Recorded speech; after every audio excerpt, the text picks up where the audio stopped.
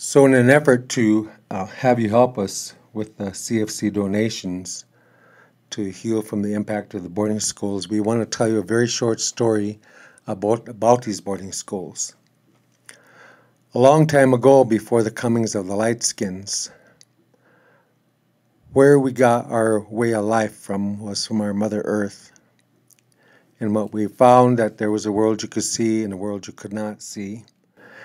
And that these two worlds were run by a set of principal laws and values, and that the spiritual laws and the physical laws, they were interconnected with each other. So this was the original source of the native culture. And that as we understood the cycle teachings, then what we also created was a community way of teaching. So at the root of our communities, you had the healing, the language, spirituality, elders teaching, ceremonies, etc. Then those little trees, what they represent is the children trees. So the knowledge that we had during this time, because we got the teachings from the earth, is we actually taught the young boys how to become men, and we taught the young girls how to become women. And so we had a way to teach the cycle of life. And of course, the women, we taught them how to become elders.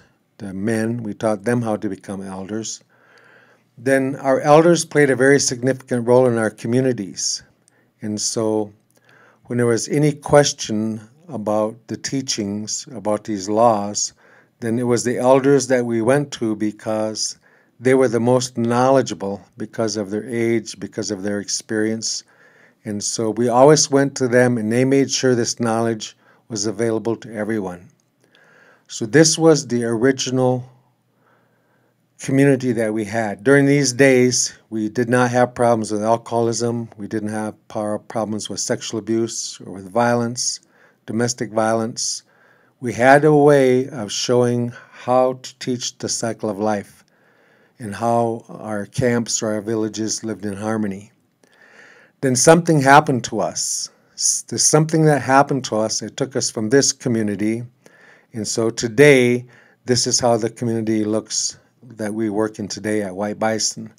We have high alcoholism, sexual abuse, violence.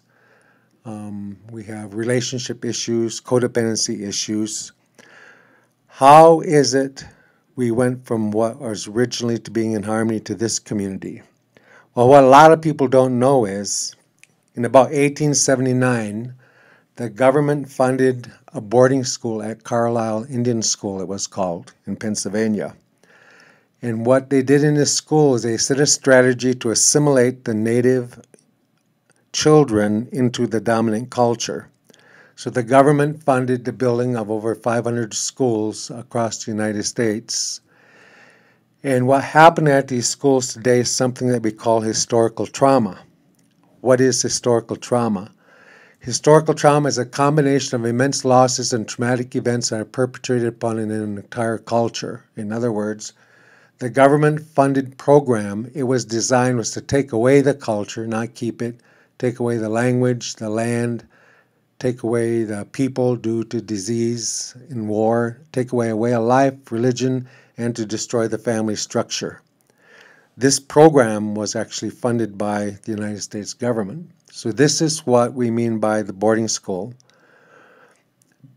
In many cases, they were forced, but what happened is they went to the tribes across the United States and they started to take the children away from the parents. Some as young as 3 years old, all the way up. And what they did is they take them away from the camps, and what they would do is then what this did was to break the cycle. And what they said in the school system is, we're going to teach them our way of how you're supposed to grow up and how you're supposed to be. And so the children by the thousands were taken away from the villages across, and they were put into this boarding school system that was funded across the United States.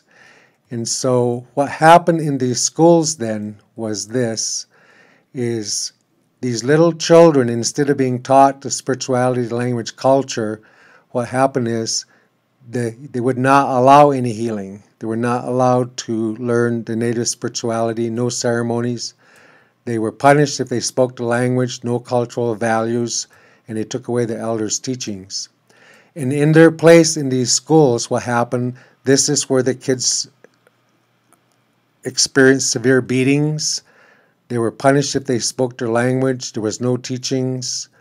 In these boarding schools, what you saw was high sexual abuse of the little children in these schools. They put soap in your mouth if you spoke the language. And no ceremonies, no culture, and they cut their hair and put them in uniforms. And so as these little children experienced this type of parenting, then naturally, when they got out of the school, they were going to come back home. But of course, when they come back home, what happened, this is the first place that we started to see the introduction of alcoholism in the community. And because they were beat in the schools, then this is what we experienced when they came back home. They had the violence. This is where we started to experience the sexual abuse in our communities, because they were sexually abused as little children when they were in these schools. Today we refer to these as the boarding schools, the mission schools, or the residential schools. So as these little children came back and they grew up into, instead of being the elders, what happened is they didn't know the knowledge. So the traditional knowledge, it disappeared, and we're no longer able to teach the young ones what this way of life was that we had originally when we got our teachings from the earth. And so in this program, what it was actually called was called Kill the Indian, Save the Man. And so what happened then in our communities, we had the introduction of violence, the sexual abuse, we took away our ability to love, alcoholism, and what we need to realize, what White Bison is working today with, is the system is still there. So the little trees, they're just doing what the big trees do. And so what we start to see is that our kids are in a lot of issues. Of course, if we don't break that cycle, they're going to grow up and they're going to teach their children that way. Because today we have many of our Native youth, they are going into prisons. Many of our Native youth are ending up in treatment. Many of our Native youth are ending up in a prison system. And then too many of our youth, they're ending up in heaven, the teen suicides. I'll be visiting a community here shortly where they had 100 teenage suicide attempts in 6 months. And that's the severity of the issues that White Bison that we go work with, you see in the communities. So what we say about this is that this is being handed down generation to generation. It's something we call historical trauma, even to the descendants of the boarding schools. And so in order to break this cycle, we say, how do we do this? At one point, we lived in harmony. So we know that we have to bring back the very thing that was taken away, and that's the spirituality, to bring back that culture. And how do we do this? What we do is by returning to the culture, the teachings, the principles, laws, and the values of our ancestors. And so this is what we need to help with. We know how to break the cycle of historical trauma, and it is by implementing something called intergenerational healing. And what is that? It's a combination of immense healing, training, returning to the ceremony, spirituality, and to bring back that culture, to bring back the language, the land, the people's health, a way of life, the religion, and to rebuild the family structure. And this is what we need your help with. We want to take this community that looks like this, and we have the knowledge and the ability after 20 years of development, that's how long we've been at this, to take our communities from this to bring them to this. Now, how is it we do this? Is to restore our communities back to the knowledge that our ancestors had. That doesn't mean going back living in teepees. It means to go back and to think the way that we're supposed to think. So what we call this process is creating a healing forest. And so what we have the ability to do now is, for those who have problems with alcoholism, we made a program called the Medicine Wheel 12 Steps. We have one for men. And as they get rid of the anger, guilt, shame, and fear, we teach them how to bring back the culture, ceremony, spirituality, and how to bring back recovery. And we have programs now both for men, and we have programs also for our Native women that are in healing. This is the start of building a recovering community. And of course, because everything is interconnected, we have to take on the issues of the family and of the youth. And for that, we created a program called the 7 Trainings. So we go to a community and we conduct all 7 trainings simultaneously. Those who want to work for men, room 1, for the women, for the daughters of traditions, sons of traditions. So we go and we train grassroots community members on how to turn around and how to start these circles of recovery. And so it's really easy to see over a period of a couple of years, you start to see it's one person helping another person, helping them to recovery with various programs that we have created, you see, over the 20 years that we've been in existence. So it's about empowering the community. We call these people that we train, we call them coaches. And so they work one-on-one with small groups of people who come together to form these circles. As these circles grow, the circles will split, and then somebody from there, they will become a coach, and then they start their own circles. And so it's a grassroots movement of community healing, bringing back the values, bringing back the culture, the teachings, where each tribe can do it in their own way, and to bring back the family values.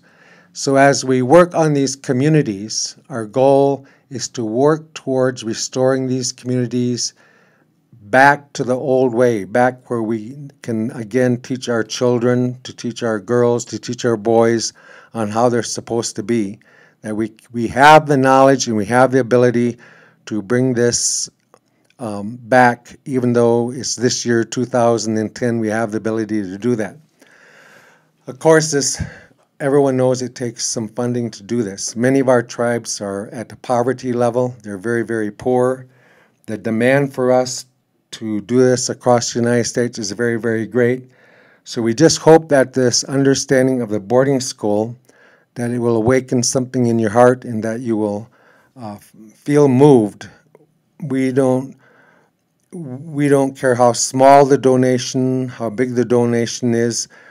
Because we're small, we have the ability to do a lot with a little. And so for those of you who feel moved to help our First Nations people, the first people that were here in the United States, we would really appreciate you. And if not, continue to watch the website.